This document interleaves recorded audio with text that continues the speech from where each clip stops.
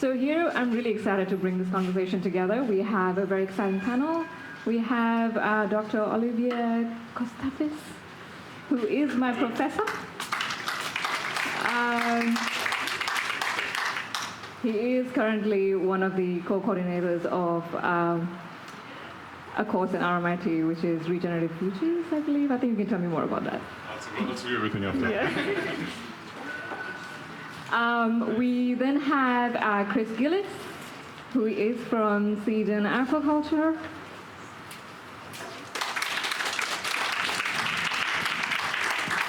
One of my favorite women in the world, Sarah De Silva. She is currently the co-founder of Hilo. And one of our biggest champions, Samuel Wines. Also, this is my first time I'm ever emceeing, so go easy on me. Yeah, I would like to start off with Ollie, if you'd like to tell us some more about yourself. Hi everybody, it's nice to be here. Last time I was here, I was with Sarah Da Silva actually. We organized a big party for coexistence for material. We had like 2 DJs, 5 exhibitors, and 250 people in this space for a few hours. It was quite nice. My name is Olivier Kostafis. I'm an academic at RMIT University School of Design. I really work on regenerative transition, so I do that through many angles, mainly through material. I have a big material design and material system practice. And I'm also interested in how we engage community in this transition. So I do a lot of participatory action, it's called. The event that we organized was one of them. I'm just about to fly to Milan to do a coexistence rave to kind of engage people through dancing in this conversation. And then we have Chris. Hi everyone, I'm not sure I can beat the coexistence rave. So Chris Gillies, I'm a marine scientist by training. I run a couple of companies. One of those is called CGN Aquaculture.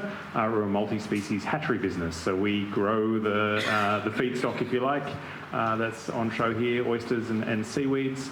I've spent a long time in the marine restoration field, working with kelp forests, oyster reefs, seagrass meadows, etc., and really get involved in, I guess, the whole system, that approach.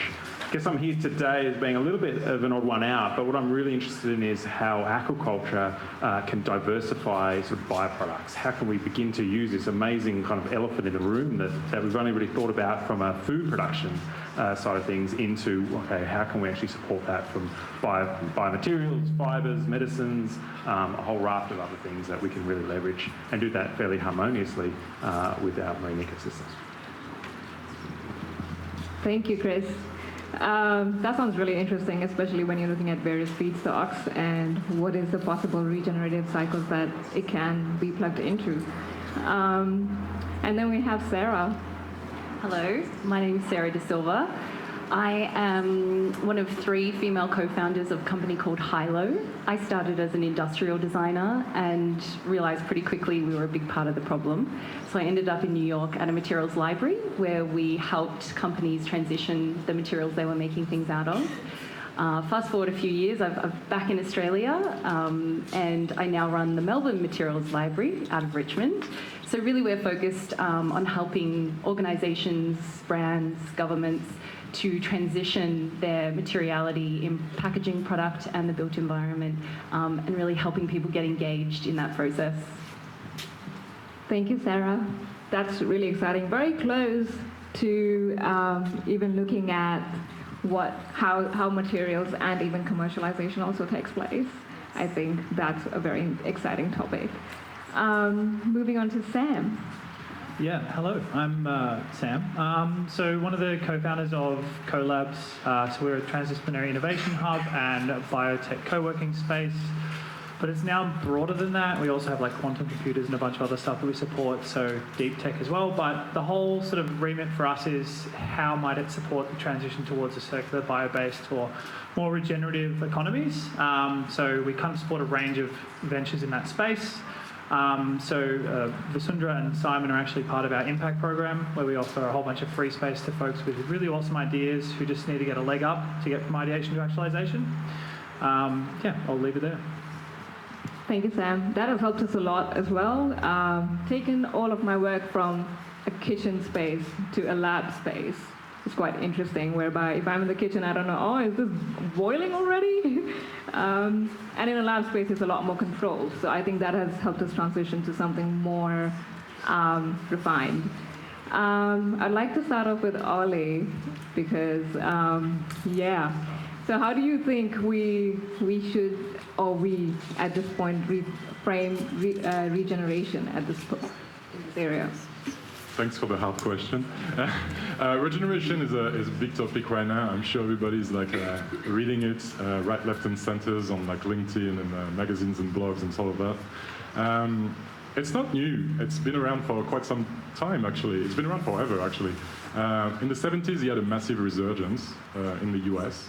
It started to, people have started to talk about bioregions and the influence on like the way we kind of like organize society, and maybe we should look into like smaller place-based approach to sustainability as opposed to have these like universal trends that do not work. And for the last decade, I said it kind of resurfaced again through design and architecture. So there is this famous architect, Bill Reed in America, that wrote a paper going from, which is called From Sustainability to Regeneration, that kind of kick-started the movement again. And 15 years later, Melbourne is actually a great place for regeneration. RMIT, where I work, just launched the... Is it working? Yeah. RMIT, where I work, just launched the Regenerative Future Institute yesterday, part of Melbourne Design Week, which is a fantastic initiative at scale, where the goal is to educate a new generation of students towards like regenerative thinking. And going back to the very winded start of the question, was like, what is regeneration? There is only one goal in regeneration, which is to co-evolve mutualism. And that sounds very complex, but it's actually quite simple. It means that no matter what we do in society, the sole goal of regeneration is that every single species that lives within a system needs to thrive. And so the whole goal of design, for example, is then the thinking about an object, is what is the role of this object in creating relationships between people and nature, people and technology as well. So no regenerative heroes? What was that? So no regenerative heroes? No, we had a little debate on LinkedIn. This event is called Regenerative Heroes. There's no hero in regeneration. It is like as a whole system moving together at once, and I think like the star culture of design is potentially problematic in this conversation. So yes, no heroes in regeneration. Agreed. I am also keen to ask you, from a design perspective, what kind of skills and mindset do you think is necessary for early on designers to adapt in order to start thinking in this regenerative practice, especially when going out into the current industrial landscape that we have? So I think like every field approaches regeneration differently based on like how they think about it, right? In design, it's kind of interesting. It's a massive shift in practice. And the reason for this is like, I think like design has been really strong at really focusing on products and services, whereas like regeneration starts with material, and that's why I think all of us are here. And it's funny because it's material, but it's also system in a way. So it's a system-led approach through and material-driven practice-based model, as opposed to being product-focused or experience-focused. And that is just a few sets of words, but it's actually changing everything in practice. What does the material enables in terms of experiences and products? And when you start thinking about how this product and this material can actually impact relationships between the actor of the system, then we start to think about where the material is coming from and where it's going to end up after use, and how it impacts environments throughout the entire duration of the life cycle of an object, as opposed to its use phase. Perfect. Yeah, that's perfectly answered. And I would like Sarah to give a bit of a view on that, because you work closely with these institutions and these companies. How do they perceive it in terms of looking at various materials? Yeah, they used to say good design was good business. I think we've changed that to good materials is good business now. When you really think about it, the people who are extracting materials, the people who are modifying things, we transport them, they get in use, and then someone recycles them at the end of life. We're really just passing a material or a set of materials in their components to one another, and it's just going round and round and round, eventually till it gets thrown away. From a business perspective, you would think that holding on to those resources would be an incredible value. We're not just sort of leaving it in a landfill somewhere for it to decay. We're sort of collecting it back and turning it into something else. But the systems are just not there set up at the moment to create that circularity. So even though it makes a lot of sense from resource scarcity, even to risk mitigation, when you think about the political landscape and how materials can change in price pretty quickly, all of those things are really, really important. But getting those systems in place to be able to change those materials and through their hands and get them to do that cycle over and over again, it's going to take a little bit of time, it's going to take a little bit of money, and it's going to take a little bit of risk. And that's where these corporations and these brands that I work with need a lot of persuading to sort of work on that. And it's a bit like planting a fruit tree. That CEO and that designer and that group, they may not ever see the fruits of their labor sort of come to fruition. It may be something that they're seeding for the next 10 to 20 years where they've moved on from that company. So that's a really hard sell internally, but that's sort of the picture that we're trying to paint for them. I think that's also looking at a more long-term perspective. So that does play pretty well into the idea that we want to care for not just ourselves, but the future generations. And even if it's a long-term solution, so be it. And Sam, looking at these kind of structures that are there in play when it comes to trying to bring in folks that are working within, this sector, I think you have this capacity right now to bring in all these new startups or, encourage people to create that community. Could you tell us a bit more about that?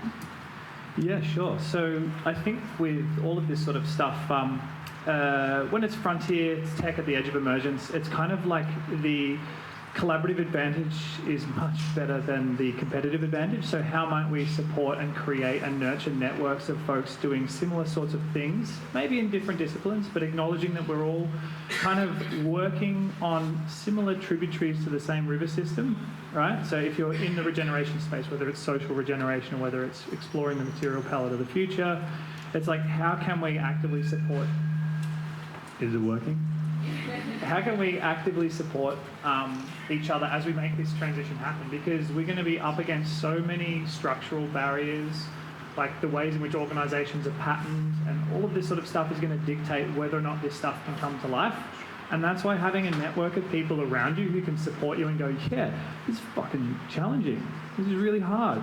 But we're here together and we're trying to do something that's good for people and the planet, and we have this vision or this thing that is bigger than just ourselves, and it's something that we want to contribute to. Being in an environment like that is so powerful for people because it feels way less isolating and way less alone. Ollie and I were chatting earlier just over a beer about how, like, when you think this way, there's not necessarily a whole bunch of people who you can connect with and chat with and explore this sort of stuff. So when you do find those people, you're like a little Energizer bunny running around having chats and like, oh my God, this is so exciting.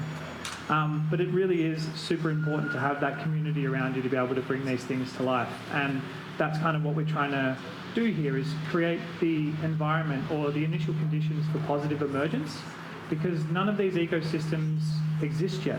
We're having to co-create and co-design it with the other ventures that we're supporting.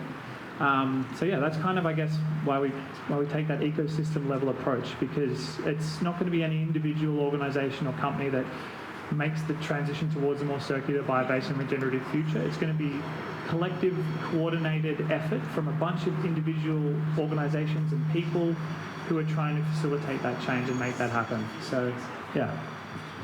I do understand that, and I do see you also trying to facilitate a lot of this type of thinking around us as well, which is very motivating.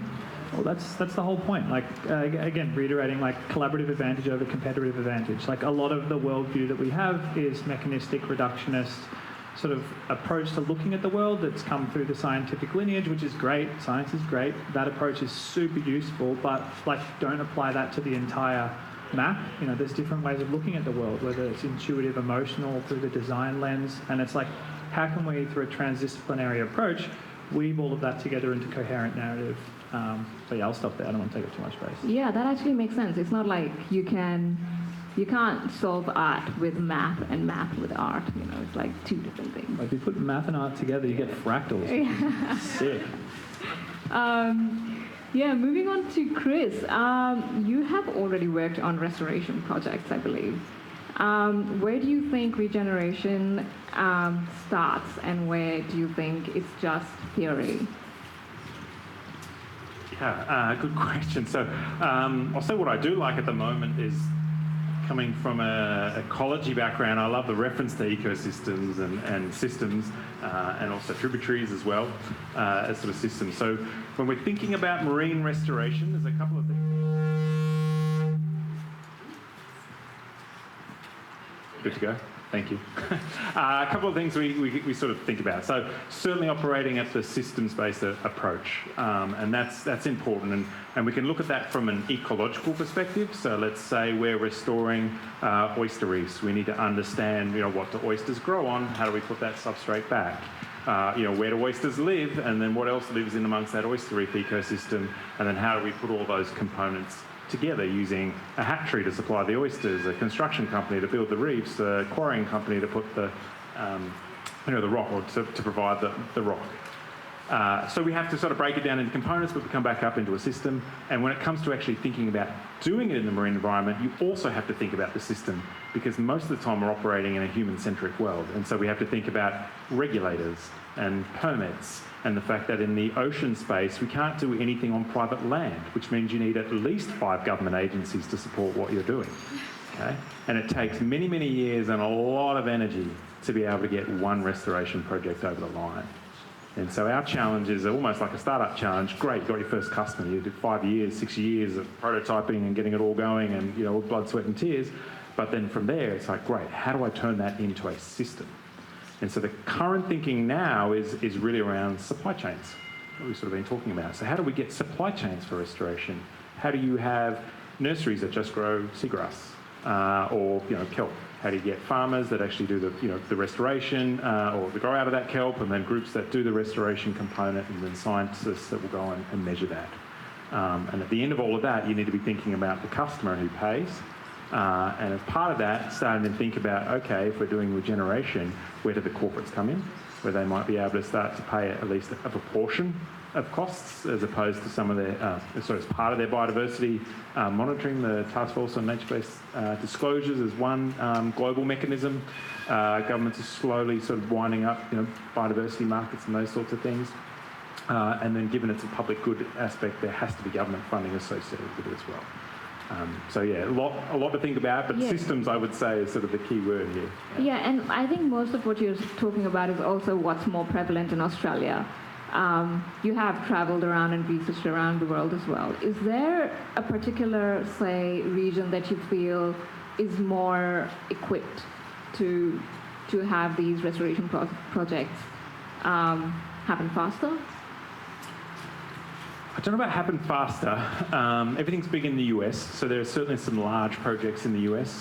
Chesapeake Bay Oyster Restoration Program, that is a specialised supply chain. They have oyster hatcheries that produce 1 billion oysters a year. On Culture, they have, you know, full-time businesses just cleaning oyster shells in order to be able to put those oysters in.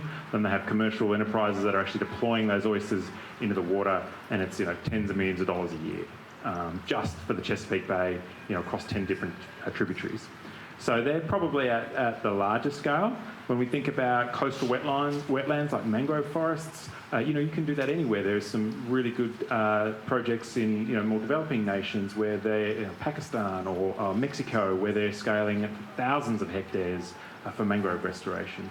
So it's sort of all over the place. It's really where you get, you know, some impetus, a good organisation, good bunch of people that are really putting their efforts into 1 or 2 projects. Carbon markets helping kind of build that out a little bit, but we really need biodiversity markets or other means to be able to scale it up for our other ecosystem types. Yeah, pretty interesting to see that perspective as well, especially when looking at how other countries also tackle this area. Australia is pretty good when it comes to marine restoration. We're more advanced than Europe, for instance, and you would think, Europe would be eons ahead. It's not the case. We actually have more science, more research and larger projects here than what Europe does. So we're not doing too bad. Oh, that's pretty cool. I do know that Europe is way ahead of us when it comes to materials, though. Is that right, Sarah? Yes, yeah, they are. And for example, there's been a few really cool innovations that have come out of Australia that we were sort of early investors in, but because they need to scale and grow, they have to go over to the US or Europe, just because we don't have the markets here. So unfortunately, we're seeing a lot of really cool innovations happening here in Australia, but when we're reaching sort of that threshold of market that we need to hit, all the customers are in the US and in Europe. They have a little bit more appetite for risk. I think the culture is a little bit different. Everyone's sort of on the race to be the first and innovate and be really cool. And in Australia, we're all sort of hanging back a little bit and looking at each other and thinking, who's going to go first? And we were saying we've lost a few really great innovators like Great Rap.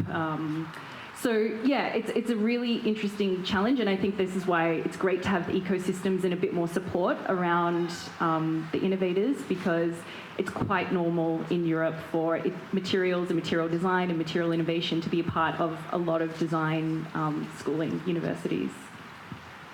Yeah, and that's a very interesting topic when it comes to design and school universities. Do you want to talk about, Ollie, a bit more on maybe how we are also trying to integrate that with the new institute that you were speaking of within RMIT itself? So maybe I won't speak about the Regenerative Futures Institute because I'm not involved. It's the same university, but university is really large. I think there's 80,000 people across the world working at RMIT. But I'll talk about the Master of Design, Innovation and Technology, which I'm a program manager of, where we have 4 streams of work, one of them being regeneration. And so it's a Masters of Design that really sits in the industrial design discipline, so really about making. And we have a lot of emphasis on materials. So that's the master you graduated from. That's how we know each other. And since then, we see a lot more students interested into these spaces. Issue, again, I think, is investment in infrastructure.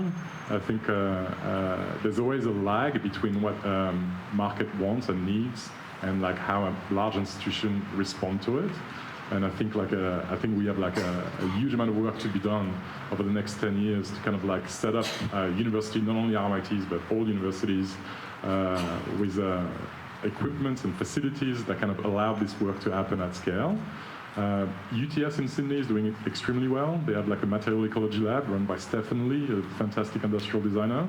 That's kind of the model in Australia. In Europe, there's a bit more, as you mentioned. Central St. Martin in London has an amazing facility. Politecnico di Milano in Milan is doing great work. Many schools in Barcelona, which is a very progressive city, they've invested a lot into this. So we're getting there. It's going to take some time. But it doesn't mean we cannot do projects, and that's really fantastic. So we're merging a speculative design with material practice and urban regeneration. So done a bit of work with the city of Melbourne. At the moment, I'm doing a bit of work with the city of Barcelona as well, on kind of urban transformation and how we can bring not only just new materiality, but new ways of relating with each other, because regeneration is really about relationships and relationality. I can mention the work that we're doing in Barcelona, maybe. So it's the multi-institution platform between Elisava School of Design, Politecnico di Milano, the Design Hub of Barcelona, which is the equivalent of the NGV, and the city of Barcelona with RMIT. And we train students across all of these different schools to kind of practice design in a different way and approach challenges in urban settings in a different way. Regeneration doesn't like to talk about problem solutions. That's not really how it works. It's really about surfacing potential at the place-based level and kind of enhancing that. So the solutions are already in front of us. I think the word that regeneration uses is potentials, and how do we surface this and enhance this for design? That's really interesting. And on that note, I think I would like to also shift to Sam, because I think this was something we were talking about at one point, that okay, once you say graduate from university and you're out there in the world, it's almost like, yes, you have to map your own journey from there, but also if you want to be part of a system where you're trying to experiment at that grassroots level, where the potential, say, would exist, how do you think that would eventually try and shift into a more, I can say, startup and company format? That is a real challenge, but it's something that I'm super fascinated by and really curious about. I was, again, chatting to Ollie about this. It's like, how could we try and do this through a university to make that pathway easier? Because there is, I don't know if you've heard of it, there's a valley of death. It's sort of like a really cute way of describing how things tend to fall flat on their face after attempting to spin out or translate or make something happen. And that's especially the case in like deep tech, biotech, or exploring, material palette of the future, or even, as you were saying, like, what was it, 30 years for a certain barramundi farm to actually take off. Like, it's really hard to say how long something will take or won't take to be able to actually become a viable venture. And that's why exploring approaches like venture studios or other ways in which you can support and incubate and help ideas come to life and wait for the right time. Like 40 to 50% of startups fail because it's the wrong time. Like, does anyone remember Google Glass or Google Glasses? That was kind of cool but shit. And then now you're getting Apple bringing out their little glasses and Ray-Ban Meta, and heaven forbid we ever use them. They're crazy tech. I wouldn't touch them with a 10-foot pole. But, it feels like the right time for those now. So there is a really important thing around like right time, right place, right context, and bringing things to life in that way. Anyway, so I guess the approach that we try and take, or what we think is really important, is that, no offense to unis, I love unis, but they're gearing you up to study to do a master's or a PhD. That's the product model. Let's get people into that position. That's kind of the whole thing, right? And like now they're starting to focus a little bit more on it, job readiness and all that sort of stuff. But, first and foremost, it's like, let's keep this business model going because that's how we make money. And again, I'm not insulting universities. It's not their fault. That's just the way the system's structured. And people are going to work within that to try and do everything they can to keep the thing alive. It's no one's fault. It's a systemic issue. And it means that we get suboptimal results, like being really good at publishing papers and research, but then being one of the worst in the world for translating that research into innovation. So that's where we try and come in. We have, as I said, collabs. We're a space where people can come and iterate and design in a safe-to-fail environment and try and prototype things and see if it works. We can help you find like team members and all this sort of stuff. And all of that is, again, just trying to help people find like the right community or the right environment to be able to explore this and try and bring that thing to life. And I think it's a really important thing when we're trying to do anything new that's right at that frontier, is like, because normally there's not that many other people doing it. And that's why we sort of support you guys, and I know there's a few other members here. There's like David from Utilium, so they're doing biofilm busting sort of innovation that's like biomedically inspired. We've got Chloe, who's doing using oyster shells to create bioceramics. There's a couple of other folks here from our space as well.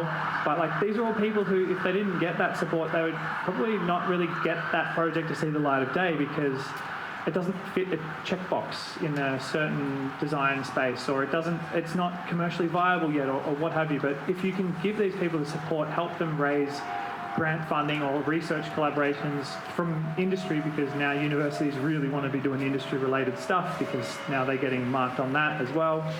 Now we're starting to build this little ecosystem, and so that's kind of where we try and come in, as like act as that interstitial layer, or the mycelial network that can weave different things together.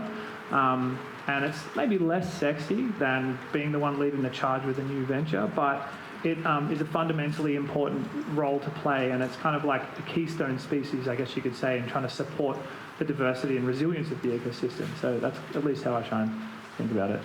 I think that's one approach which is really cool, especially when you talk about the mycelial network and you're like trying to grow in a certain pattern and format, whereby I think it's also the alternate trend in terms of the top-down approach, which we've seen in Europe when it comes to the EU regulations and policies along digital passports, IDs. So would you like to expand on that, Sarah?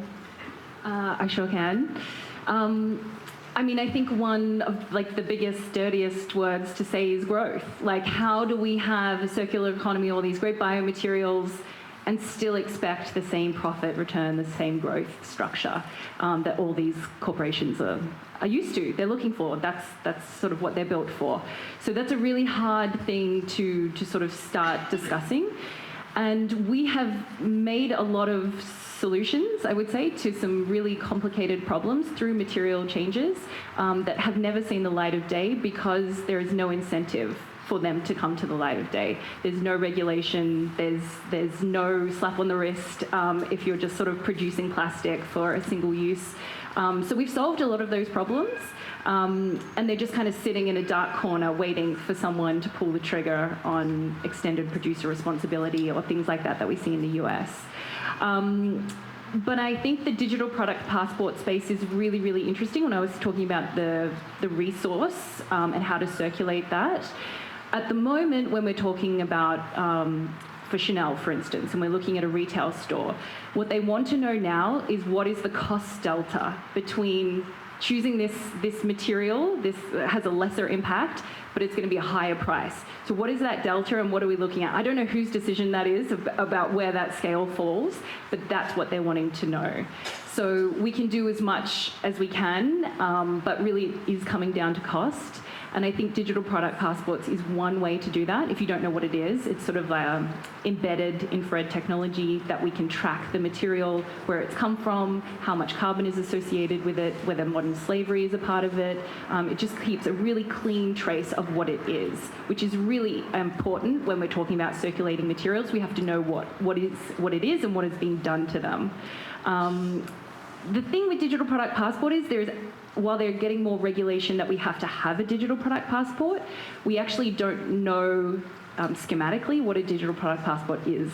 So there are some that are really in depth and very transparent, and there are others that are kind of this like blanket statement about what it is. The amount of information and the detail that we have to go into hasn't been stipulated yet. So I would say it's more at a conceptual level, especially for the built environment.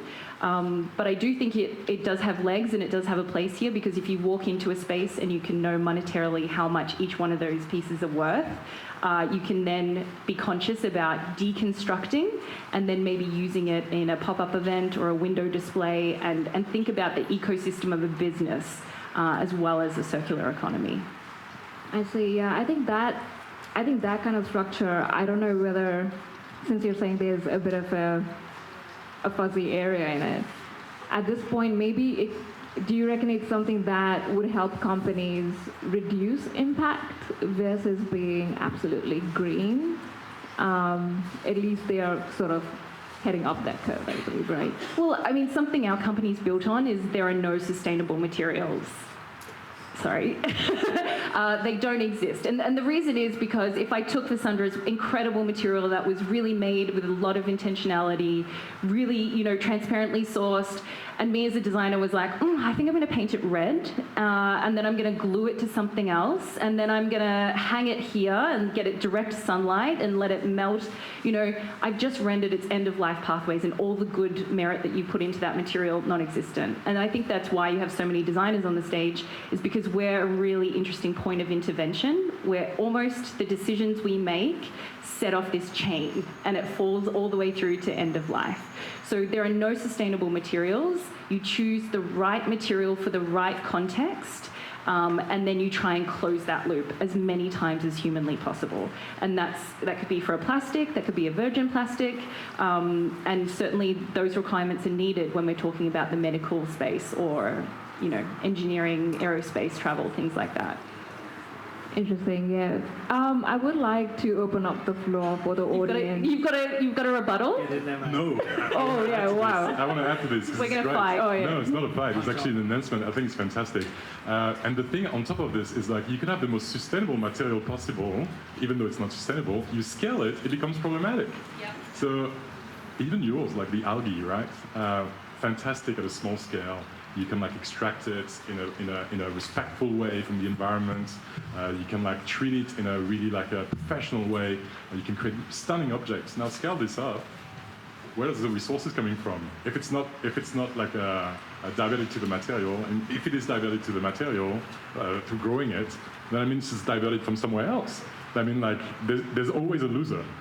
And the real problem that we're having as well, on top of what you just talked about, is that as soon as we start scaling up solutions, we ended up in a non-regenerative place. So that's the big paradox that we're living in.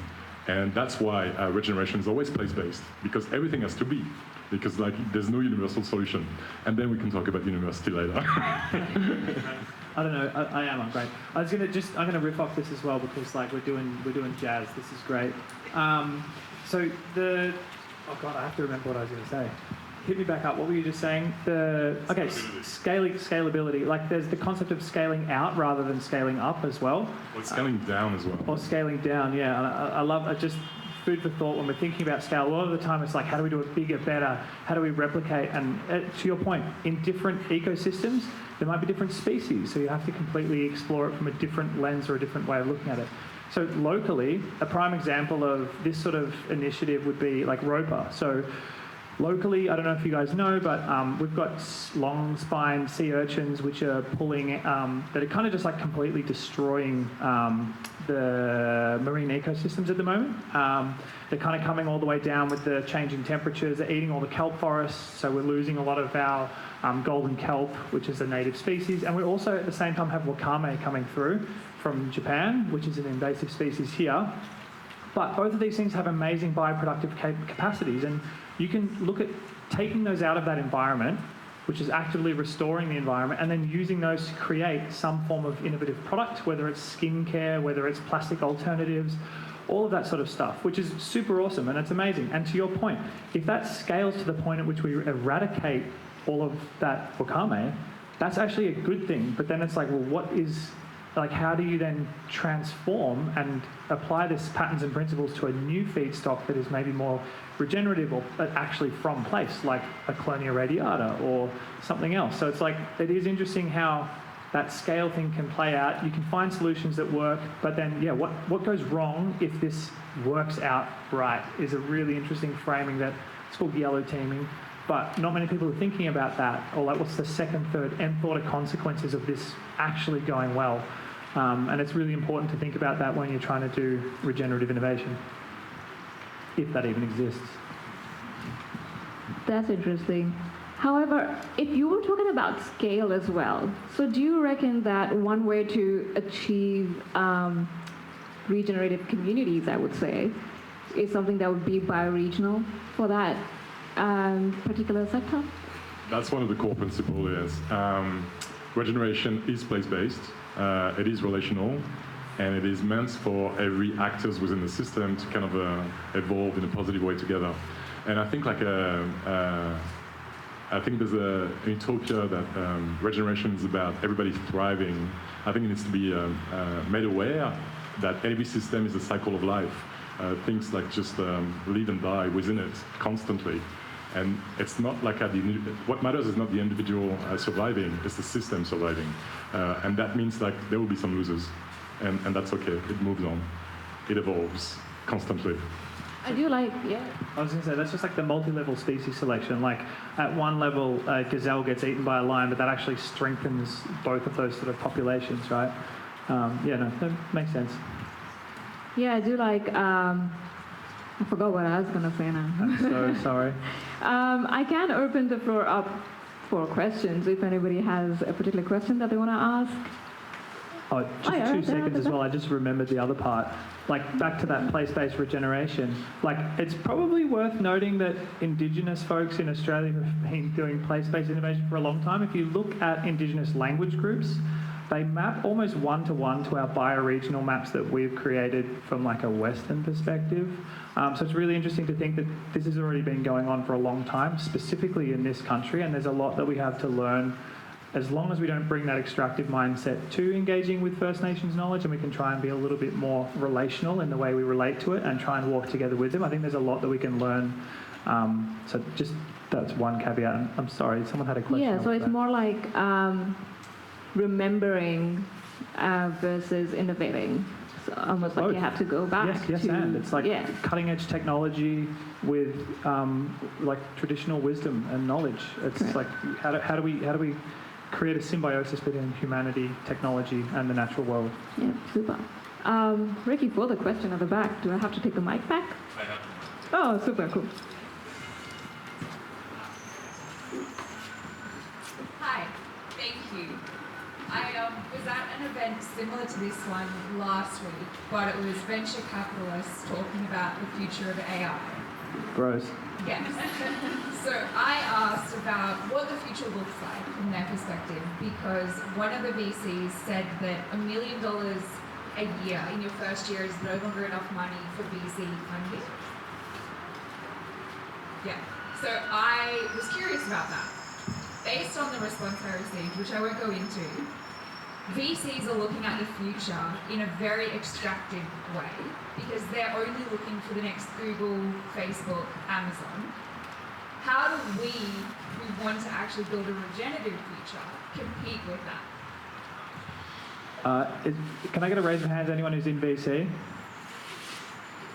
Fuck VCs. Yeah. No offense to anyone who works in it. Again, they're not their fault. It's the system they're in that's trying to maximize gains in the shortest amount of time through exploiting people's ideas and then skimming all the profit off the top. That's not a regenerative system. So I don't know if you're familiar with bioregional financing facilities, the work of Samantha Power and Tyler Wakefield and a couple of others in Dark Matter Labs. There are a lot of people exploring what's the social infrastructure and architecture that we need to be able to support place-based regeneration and transitions to a more resilient and regenerative economy. And there's a lot of examples of this happening over in Europe, Metabolics, Fresh Ventures, where they were supporting regenerative agriculture and finding ways to finance that, and then the profits go back in to the ventures within that area and supporting the next generation of projects. I think the answer is when we stop getting so singly focused on financial return on investment at all costs and start thinking about things through the pluralistic lens of multi-capital abundance, we'll probably be in a much better place. And that capital has to be anchored back into the bioregion and the community and supporting like the next generation of products or projects. So that's what we're trying to explore. How do we co-create that here in Australia? What would a steward-owned venture studio that's place-based, addressing challenges that we're going to face here locally in the next 10 to 20 to 30 years, how do we finance that? How do we build the structure for that? We literally don't have a legal framework for that. Like, how do we make this happen? And the answer is we've got to co-design it and figure it out collectively. But it's probably not going to have folks who are coming from the mechanistic linear reductionist worldview with their investor logic coming in to maximise shareholder returns on investment. I've got something to add to that as well. Just from like a corporate level, I think the reason why you're able to have so much return on investment is because you're not factoring in a lot of the resources that you're taking to consume. So we're not really factoring the cost of fresh air or clean water or biodiversity loss. So when we're looking at, sort of quantifying for a bank, for instance, what their impact is, when I look at a material and I'm putting two materials on the table, I'm also sort of sliding an environmental profit and loss statement on there as well, so that we can look at the full picture, the full cost. And I think maybe regulatorily, if that's a word, that's going to start coming into play, where you do have to justify the cost of some of the natural resources that AI data centres, for instance, are taking up. Yes. Can I? Yeah, sorry. Oh, yes. Can I add a Chris. biological perspective on that? Yes, absolutely. So, I agree. So I worked a little bit in that space as well, and in terms of trying to get investment, particularly from places like California that are all about the technology and they have that roadmap there, it's really difficult to sort of fund businesses that are involved with biology, because no matter how you look at it, it takes 5 years to grow a 5-year-old fish, and you cannot accelerate that process. So when you're dealing with biology, you can't necessarily hockey stick, the business. You have to wait for the biology to grow. So yeah, that's right. And same with technology, in that quite often, they look for technology to be the fix. So I'll build a robot that will plant, thousands of hectares of coral reefs for you, and I'll do it tomorrow, and we'll invest in the robot, and everyone will buy it. It's not how biology works. You're ultimately dealing with living things, living animals, and you need the patience, the time, and understanding of how that works. So again, VC, well, when we're looking for sort of finance in the startups, I'm looking for somebody who understands property and compound interest, or agriculture, But those guys that are investing in sort of startups are really few and far between. And that's the challenge, is like trying to find the alignment with the type of funding out there, whether it's philanthropy or impact capital, with the type of sort of startups and innovators that we have in this space. It's challenging. And as you said, like they do exist. There are plenty of amazing impact investors, family offices, and folks who are trying to turn their capital back into like natural solutions or social benefit. Like, so they do exist, but just don't really expect to find them from people who've been bankrolling software as a service and expect that you can just take that tech mindset into living systems, because they don't understand the complex nuance of that whole thing and how it works, which is fine if they're happy to acknowledge that and then let you go and do your thing, but usually then they're not. But yeah. So, Chris, how do you think that we can, or how do you think that in the coming years, will we be able to actually shift even a small percentage of our systems from the industrial extraction area via, say, ocean regeneration? Is that at all possible at this stage? Yeah, I actually think there's a huge role for the material sciences here. It's opened up my eyes tonight. So part of the challenge of working in the ocean space is that it's out of sight, out of mind. People don't really know what, like they can see a boat floating on the surface. Maybe if they look down up here, they can see a starfish. But beyond that, no one knows actually what's happening out there. But when you delve into the biology of our animals, whether it's, nature's ceramics, or, I love sponges at the moment, what other animal can create glass? Like, it creates glass. Sponges also create spongin, a material that can bounce, thousands of times and still retain its shape. And so I think opening up to people's eyes around, then you've got the medical sciences and everything else, right? So having more intersect of education and understanding, actually, there's some cool stuff that happens under the ocean. Maybe we need to start thinking about protecting it, or at least understanding its value beyond just counting it or looking at it or diving on it, that it provides so many more benefits for us, and there's so much yet to be discovered. That stage, I think we can get some momentum. We go, okay, now we value it, we understand what it can do for us. Let's start looking at ways that we can restore it, protect it, integrate it into wind farms, all that sort of stuff sort of comes. But I'm really impressed by what I've seen here today, because it's like the first step of understanding the ecology and the human-centric lives. So let's blend them together. Sure, thank you for your answer. Yeah, question right there. This question is motivated by protection of and improvement of human health. So I'm a cook. I'm really interested in food and the way food is stored and delivered and produced and bought. So, I just really wonder why we still use petrochemicals-based glad wrap, and everybody here probably uses it. And it's really nasty for people. So, I'm a rookie, I'm not a designer, but can you enlighten me? Is there any hope? Can we get anything better out there? The plastic that covers a cucumber that you walk into is actually an incredible feat of material science. There's so many layers to that piece of plastic, where it's sort of resisting mold, controlling temperature, resisting moisture. So if we didn't have the plastic, that cucumber would decay. Maybe, I think it's, you might not quote me on this, but I think it's 35 to 45% faster without that wrap. So the reason why you're still seeing it is because it extends shelf life.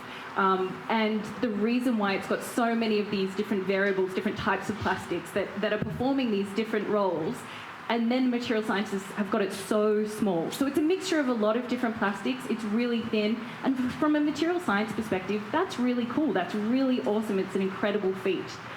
But, you're right in saying that it's a petrochemical-derived material at its source. And, then the counterweight to that would be, what's the cost in food waste if we didn't have it?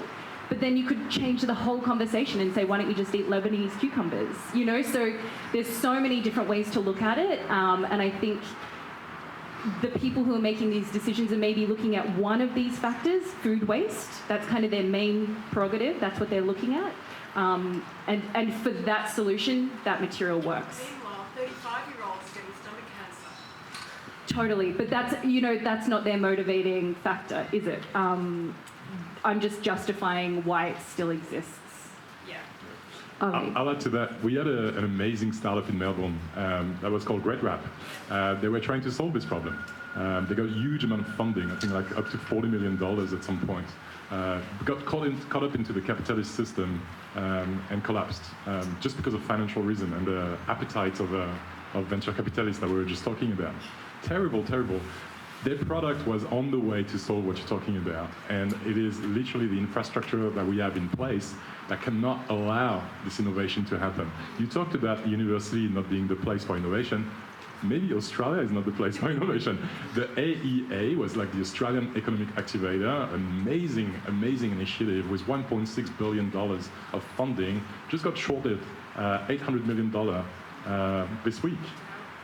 All of this money that was like taxpayers is not going into innovation in that space. So like, I know we're living in a kind of a safety economy bubble at the moment where conservatism is rampant and everything is trying to like, tie the purse and everything. But like what you're talking about requires infrastructures at scale to happen, and they're not around. They're just simply not around, and they're disappearing, which is even more problematic. I also want to say to the person that asked a question before, like there's an amazing paper called "The Future is Not a Solution," and the problem with venture capitalists is they look at the future through solution lens. As an academic called Laura Folarno who works in the US, and she talks a lot about how this techno-solutionism is really problematic as well. So we shouldn't look at this kind of solution from like plastic that wraps cucumber to whatever was asked before. From the point of view of like technology is going to be the savior, it's really like an infrastructure problem that we need to solve first. 100. No, you go. I've been hogging this mic. Send it. I'll be quick. I think that sort of circles again back to infrastructure. So the reason why I got into aquaculture is because I saw it as an enabler for scaling up when it comes to thinking about biomaterials. So let's say you found a solution for that in the marine space of seaweed-derived plastic. Where are you going to get all that seaweed from? And then where are those seaweed farms going to get all their seed from? And so I went right up the supply chain. I went, let's start a seed business to do that. But when I look around the landscape, there's zero support for that type of thinking. How do we build out the supply chain? We want the solutions, but even if we find a solution, we can't mass manufacture it because at that stage of, using the cucumber example again, you need consistency. You need that product all the time. Like those, that manufacturing plant needs to have its raw products there, and we just don't have that in Australia. And even again for seaweeds, we wouldn't be competitive from a labour sense unless we change our production system.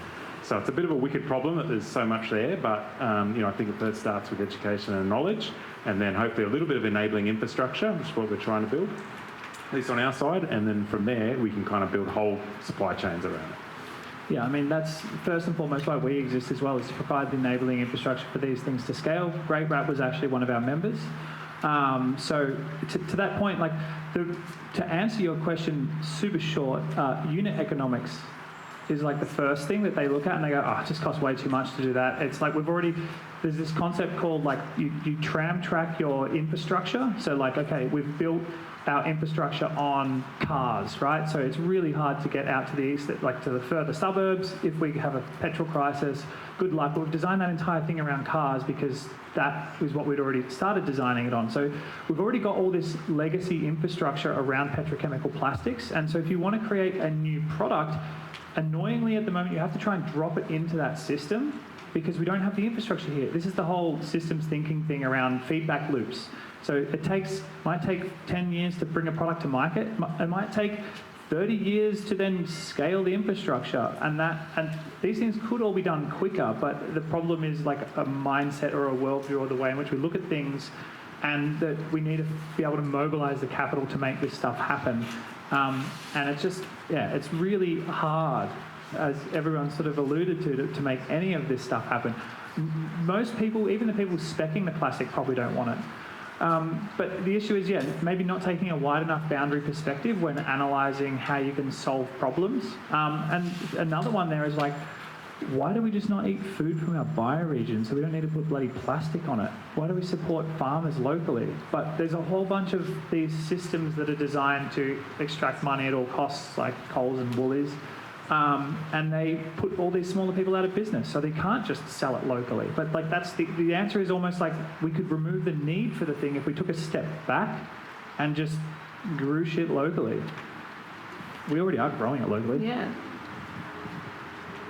Microphone, but isn't that the role of the government? I mean, a century ago, Yeah, good luck. they set up sewers, they set up the public water system and, you know, electricity systems, and that's what the government does. We privatised all of that. They, the stupid government then privatised it, but that's the role of the government, is to see the bigger picture for the community as a whole. So we need to target the government.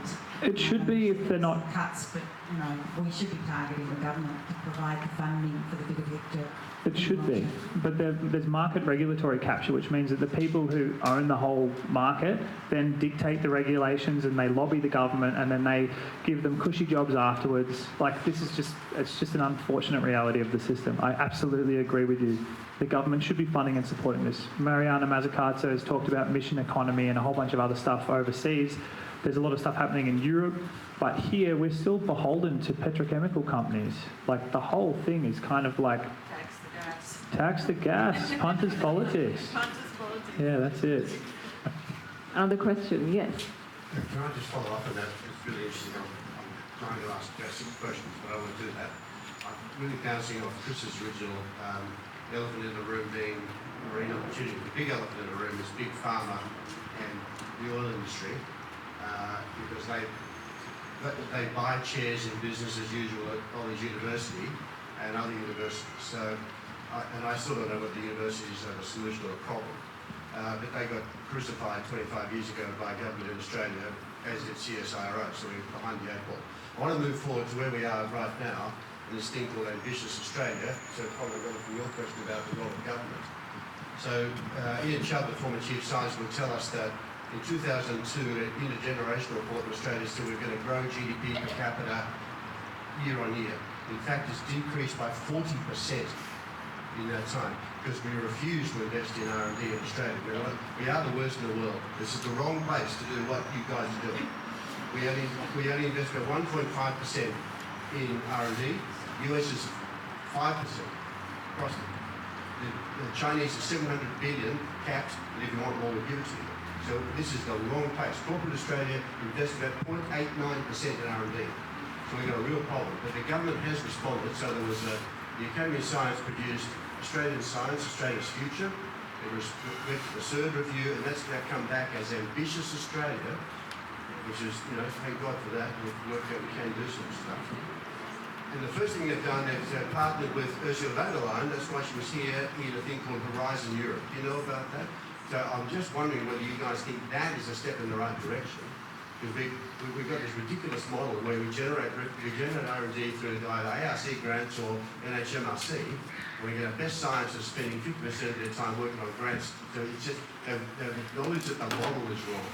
So at some stage, this is the system change I think you're talking about, Sam. We've actually got to work as a community to work out and help universities do better work somehow. And it's a cultural shift, and it's VCs and all that sort of stuff. Are you aware of Horizon Europe? Is that sort of, is Ambitious Australia an opportunity? I'm funded through it, so like you get it? yeah. So like RMIT is an office in Barcelona, and that's where we can access the funding. But also like Australia is becoming a partner for like the next round as well. So like Australian researchers in general will be able to apply as well for specific like funding scheme. So I'm involved in a project called Co-Design for Transition. It's like 2.6 million euro. There's 8 countries and 13 universities in there. And we basically train the next generations of researchers in design, because it's more than just material science as well, material practice as well. And we train the next generation of designers to kind of like work through these transitions that we need. It's really interesting that New Zealand was a partner in the Horizon scheme already, and Australia is just about to enter, like hopefully it's going to be formalized. But yes, it's an amazing pool of funding. It's called the New European Bauhaus, Horizon European Bauhaus as well. As I've seen, 95 billion euros of funding across like many different kind of schemes. Urban regeneration is one of them. Material culture is one of them as well. And hopefully it's coming here very soon as well. And thanks for coming. Fantastic chairman of the Royal Society of Victoria. And I'll just add that I feel like the Australian government sometimes is a little bit addicted to giving money to universities for research and not so much on the commercialisation space, right? And so the challenge, we see that in the world of restoration. You take the Great Barrier Reef, for instance, you know, $400 million going to research organisations for research before we even start the process of actually putting corals in the water, before we even then start to scale up the process of putting corals in the water. So I hope there's a $4 billion package coming down soon if we spent 10% on R&D. But I think it's a risk mitigation thing, and happens in Victoria, happens all across the space. It's like we don't really know where to put it because we don't know this commercialisation stuff. We don't like startups. We don't know about that. Give it to the uni because it's a safe pair of hands. And the uni in the press release, dude. It's like, look, we gave money to this uni. I'm not going to call unis out. We gave money to this uni, this uni, this uni. Like, so just for clarification, there are other people in the space who got $75 million of government funding to build a lab. We got $300,000. Building a lab is about $10,000 a square metre. So we ended up having to build the whole thing by dumpster diving universities to get equipment to be able to make that even happen, and then trying to find ways to fund it. So it's like, it's really hard to try and do this stuff. And to your point, the government won't, like, they gave us a bit of money, but they're like, oh, who are these dudes? But to your point, they fund what looks good for a press release or what can help to potentially get votes. There's not much long-term thinking. It's very short-term, like, what do I have to do for the next, to get elected again? It's the same with business. What do I have to do for the next quarterly return? And it's that short-termism that's infecting the way in which we think, that's limiting our capacity to have these broad, multi-generational goals where we're like, we can do this. We all know we can do it. But yeah, I hope that government comes around. I think they're trying, but they're also just like shot themselves in the foot so many times. Sam, can I just add to that? It's good to see you here. Do you think that cultural resonance and consumer good choices and the desire to innovate is enough to shift policy that is going to affect systemic change in terms of how we manufacture products, or just adding to what some people have asked about, are we actually stuck in that closed loop, or what do you guys see the outlook? I would hope so. The only just to add to that, yeah. It's obviously a massive part of that. Yeah, I think the answer is yes if they think that it's going to get them votes, right? But in reality is if enough of us complain, things happen. Like, so case in point, Roper, one of our members, so this is Henry from Roper, they just did a crowdfunding campaign and raised like $320K for their idea to extract these invasive species and turn them into value-added products. Like, so there's obviously interest from the broader community in these sorts of ideas to make these sort of things happen. It's just has to be presented in a way that is understandable. That's a big issue that a lot of science has, is it's like, well, yes, complex adaptive systems is thoroughly important to understand if you want to work in socio-technical systems. It's like, great, cool, you could have just said, like, innovation technology can do stuff. Like, so I think there's an issue there with how we communicate it that needs to be addressed so that people understand it. But also we need to collectively coordinate better and try and find these pathways forward and give these things to the government and show how it meets their needs, which is kind of what we have to do. We have to be like, jobs and growth. Like, you can make money by taxing us because we'll create jobs. Unfortunately, that's where a lot of this stuff is at still, because the government is just a really big monopoly of a business that's trying to make money from, service exports like education and coal and gas and natural resources. We're one of the worst complex economies in the developing countries, but what was that, Rob? The worst. There you go.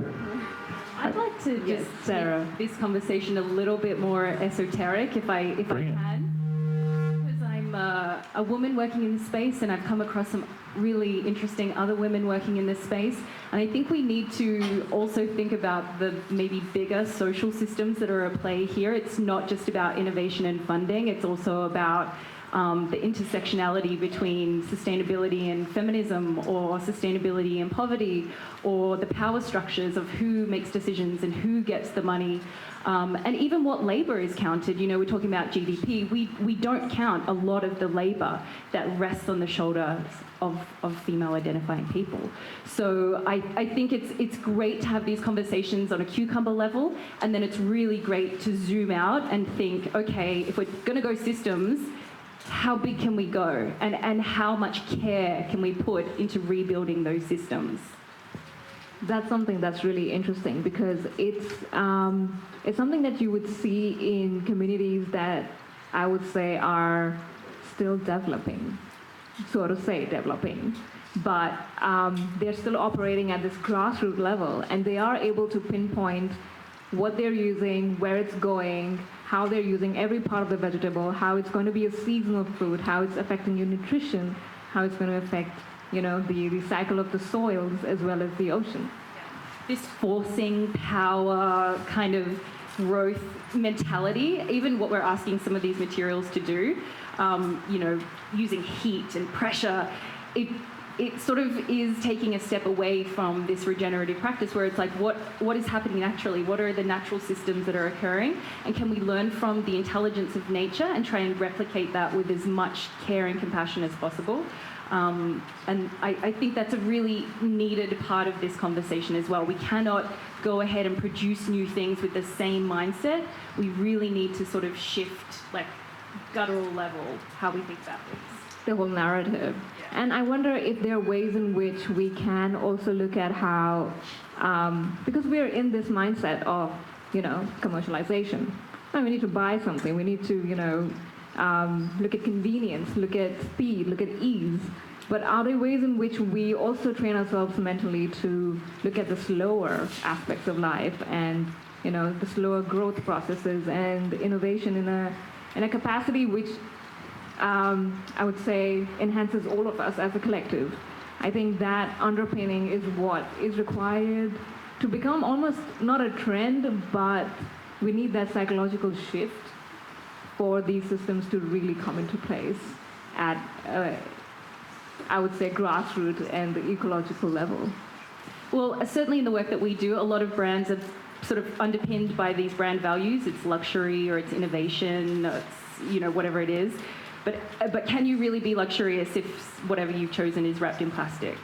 So all these sort of these like feelings that are associated with buying things, they're starting to like not work anymore. You can't really call Nike innovative. It's not really working anymore. So they're having to do the work of actually going to find artisans and crafts, and it's going to take you longer. But that is considered luxurious. So the whole framing of how we understand goods and services is starting to shift, and I think that is also going to have an impact on the materials that get chosen. Absolutely. Yes, Just riffing on that, first, like going back a little bit, first up, the fact that we call them developing is a bit fucked up, considering there's so much that we have to learn about actually living in place and in a way that's sustainable. Absolutely, yeah. So I just want to call that out. I think it's pretty silly that we do that, and there's a lot that we have to learn, and we need to sort of be a little bit more humble in our approach. But yeah, there's so much that can be done in this space to be able to bring all this sort of stuff to life. So thanks for sharing that, Sarah. I think it's a super useful point. I'm just hoping to jump in here with a question. I know, Sam, you mentioned this is backtracking a little bit. Just briefly, I'm Beth. I work at Diagrams as a junior scientist. But talking about mindset shifts and that short-term thinking, I'm really curious to see if you guys have some thoughts on how this innovation, how regeneration actually fits into global mindsets. I'm not sure if it's, maybe I'm making this, but sometimes it seems as though the world is fight or flight.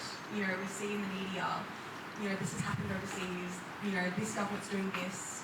How do startups, this regenerative space, how does this combat, people becoming narrow-minded, petrol's running out, gotta get fuel. How do you look at this grand scheme of things? How do you implement these roles when people seem to be, it's challenging. I'm not sure if you can speak on that. I'll let someone else jump in, but I'll answer this really quickly. So, caring, compassion, kindness, and thinking about more than just yourself, I think is foundational for this. And I could probably almost leave it there. But that understanding that it's interbeing is what keeps us alive. Like no human is an individual island. We're all interrelated and interdependent. And acknowledging that we're all in this together, and how might we support one another to be able to build resilient, regenerative communities is super important. So that mindset, I think, is foundational. Like, we have to be here to support one another. We're all in this, and we're just trying to do the best we can. is foundational when we're trying to navigate the poly crisis, meta crisis, whatever you want to title it. Yeah, I feel like there's going to be some good stuff coming from the crew as well. I was going to say one like really practical thing where I guess training institutes come in play is like never waste a good disaster. And if you're in the world of startups and you've got new products, like you've got to look for disruption. That's where you're gonna get a foothold. So maybe we could teach a little bit more of that in this space. I'm sure you teach that a lot, but maybe there's sort of one way to circumnavigate that is just be a little bit more astute about how you play the game, because you're always going to have a disaster. There's always going to be something over the horizon. Predicting that makes sense, and how do you take that, turn that into an opportunity? I'll just add to that quickly. I think it's also super important to celebrate the work that is being done. There's so much being done at the moment, and it's all going in the right direction. Like if you look at the right angle, and so I think it's so easy to be focused on the doom and gloom. I think it's important to be realist, but also a bit optimistic as well. And there's just in this room alone, I bet plenty of people that do amazing work that are just trying to advance one way or another, move something on the table. And it's happening more and more. It's really refreshing. And I know it's hard to see when there's so much going on, but it's everywhere, I swear. That's why I called it Regenerative Heroes. I wanted to celebrate. Oh, that's so funny. Yeah, to that point though, it's really hard when you have a very small minority of people who own all of the media and then can limbically hijack you with bullshit that makes you... Did you hear Amsterdam just banned fossil fuel? Oh, dude, how good is that? Yeah. I'm so into that. Yeah, we need more of that sort of initiative here, but that's also that's why, like what you just said before, never waste a good disaster. That sounds way sexier than saying, if you pay attention to Gunderson and Holling's adaptive cycle, there is a release phase that tends to happen when the basin of attraction of a system is pervaded by a shock from outside. So, that's what I mean. It's the narrative and how do we communicate that sort of stuff in a way that people get. And it's great, yes, that's really important. That can activate and inspire people. So, yeah, that sort of stuff is super important. Is there any other nerd with any other question? Someone at the back? Non-nerds are welcome too. Yeah. Yes, we have James. Yes. Hello. I have a question about the cost of regenerative practice. Specifically, I'm thinking about the reef example, which is that you've got all these great initiatives happening, but a concern that at least I think is that as you start to scale up and you're increasing the scale of research on these particular practices, there might be other consequential impacts that we're not thinking about. So my question is, can you control or mitigate this, or is that just a cost that you have to accept as you scale up these particular practices? No. I don't know about in a regenerative context, but in terms of evaluating, we're looking at 24 impact indicators. So it's not just, carbon, it's also human health, it's resource scarcity, it's water and land usage, it's the biodiversity. There's all these impact indicators. And it's kind of inevitable that when you pull one lever, something else is going to give.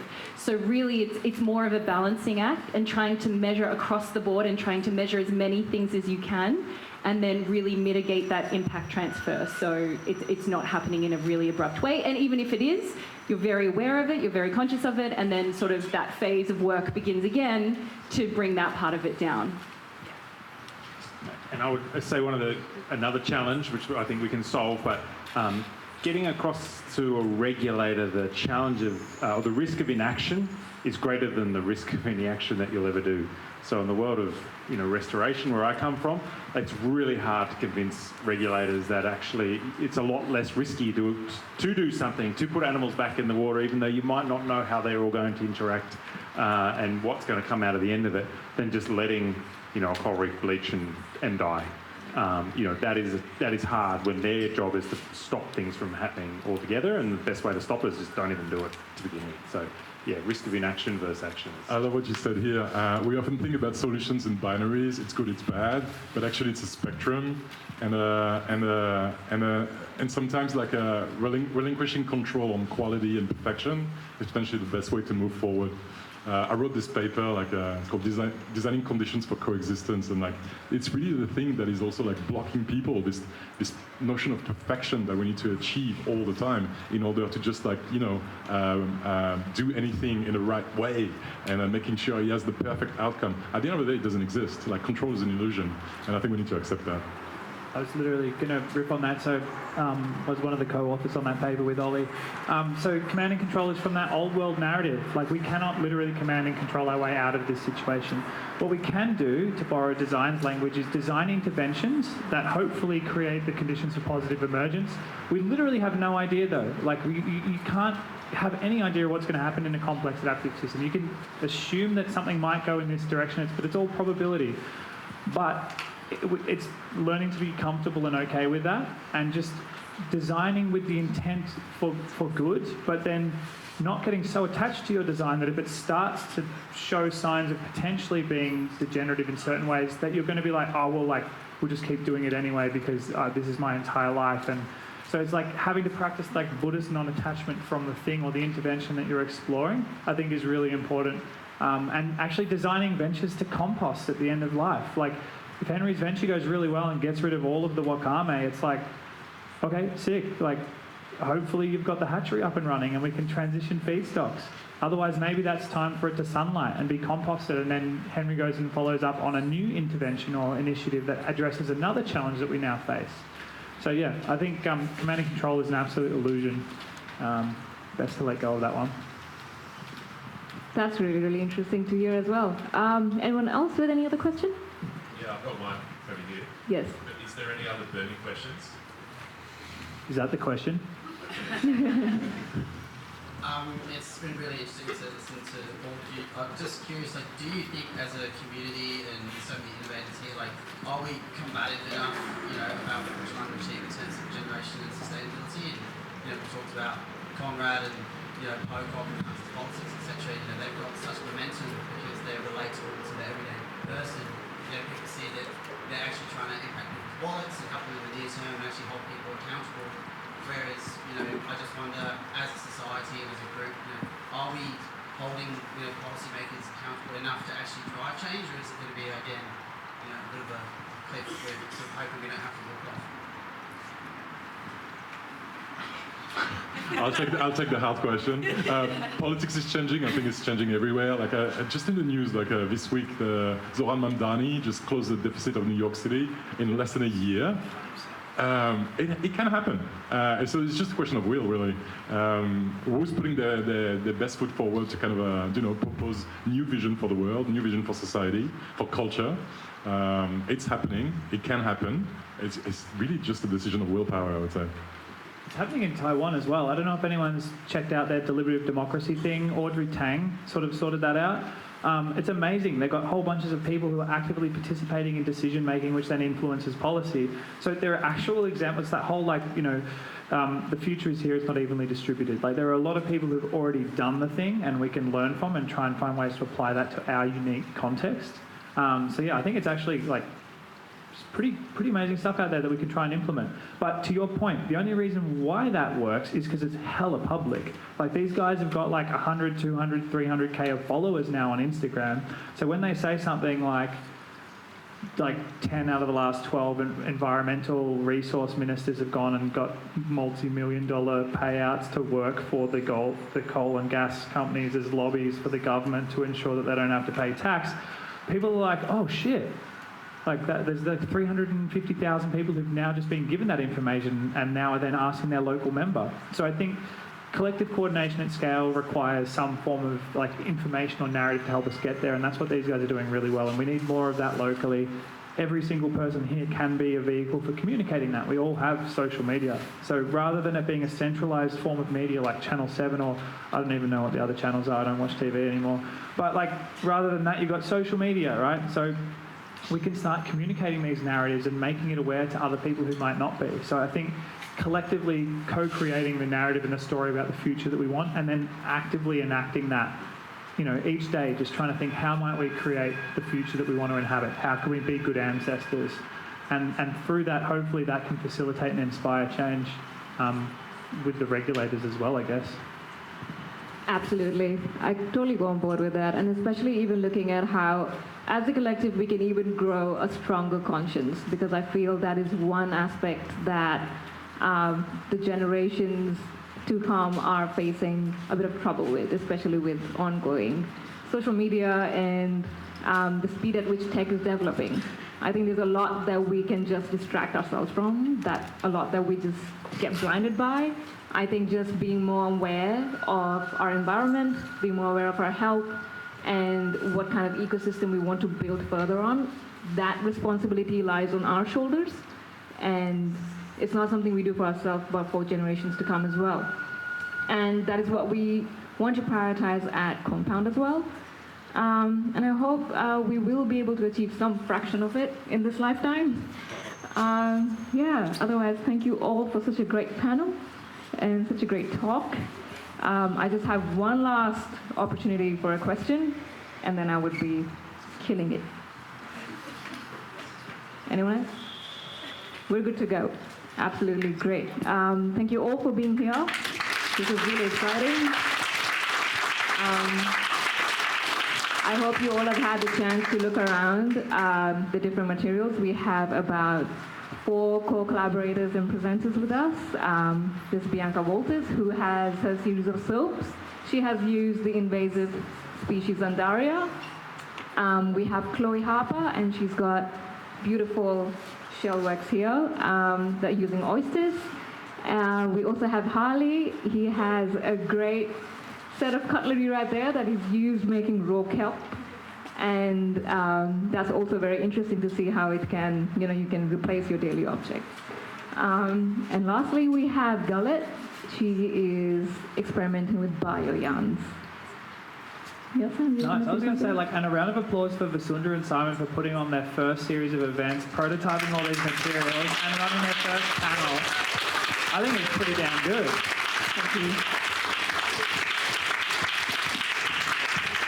Thank you very much all for being here. And last but not least, we have our mates right at the back.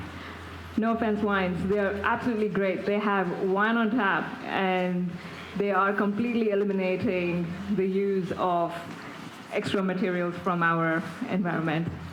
Everybody, please give your cups back. Thank you very much. Thank you, Rosie. Thank you.